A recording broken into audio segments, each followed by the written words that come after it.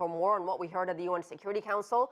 Joining me from Washington is Harlan Ullman. He's chairman of the Killowen Group and a senior advisor at the Atlantic Council, a foreign policy think tank here in Washington. So, Harlan, what do you make of what we heard from our reporter Liling as China assumes the Security Council presidency for the month of May? What are the expectations? Is this perhaps a new opportunity, if you will, for more dialogue between China and the United States?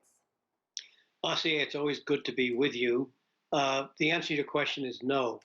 And not only do you have to regard what China said, but Sergei Lavrov, the Russian foreign minister, was even more pointed in his criticisms and noting that the United States is trying to bypass the UN in terms of its concert of democracies and meetings with other states that to the Russians and the Chinese seem to be things that should be done in the UN. So I thought that in terms of baseball, this was no runs, no hits, and maybe only one or two errors. I would have hoped that all three would have come up with some proposals to move forward. The only one that seemed to do so was Sergei Lavrov, who advanced the Putin notion of a P+5, the permanent 5 members of the UN meeting together, which has not been acceptable.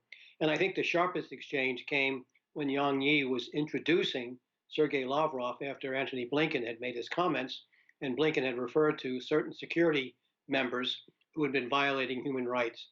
And Yang Yi came back by noting that the United States was not perfect. So I think you're right, this was civil, but I don't think it advanced anything. And I think it will lead to continued stalemate until there's some kind of breakthrough in a summit or some kind of diplomatic initiative to try to seize on what you call the positive areas of COVID-19, of terrorism, and of dealing with climate change, in which it's everyone's interest to move forward. But at this stage, I'd say that things are just still deadlocked. Harlan, we've gone from the Trump administration's America First to this term we keep hearing over and over from the Biden administration, the rules-based order, especially when they're referring to China. But you don't hear rules-based order when this administration talks about Saudi Arabia or Israel. Is there a double standard? Of course. Being a hypocrite is common to most people. And when the Americans say rules-based, the Chinese and the Russians regard that as the American order. Look, the Chinese have a strong view saying that the way that they're conducting foreign policy may be more favorable to some states. The Chinese do not always have some kind of strings attached to their foreign assistance that the Americans do. And so I think in this case, the rules-based order is very much a Western creation. And I think we'd be well advised to move forward in terms of areas of common interest. We can compete with China. I think that China becoming a great power and increasing its economy is in everybody's interest. But as long as there's a confrontational attitude between and among China, Russia, and the United States, we are doomed to be stuck in deadlock. And I don't see any progress coming forward, which is not going to be beneficial to anybody. But we need a major initiative, and I don't see that emerging from any of the three powers.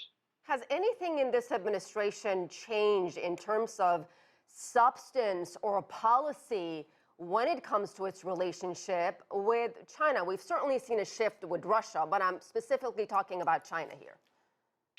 Well, the big difference is that Joe Biden is president, and that means you have a far more honorable person in the White House.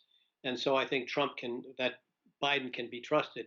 The administration is in the midst of a review of what it's going to do vis-a-vis China, and my guess is that it will make some changes. But the fundamental issue here is that the only issue that both sides of Congress and both parties in Congress agree on is the China danger, even though nobody can agree what that threat is. And so I think it's really important that we do a zero-based study of China to see where we are in competition, but see where we can do things far more positively. And I would start by trying to cut back on the tariffs, which are in nobody's interest. But we'll see what this review yields. The Biden administration, as you know, is focusing on the domestic front, most importantly, not only with COVID, but the jobs plan, the families plan, and the rescue plan. And that's preoccupying the administration's time. And quite frankly, only a handful of its key people have been appointed. We'll see if Nick Burns' appointment to become ambassador to China comes through fairly quickly, but the administration is still very understaffed, and time is of a premium when you have relatively few people.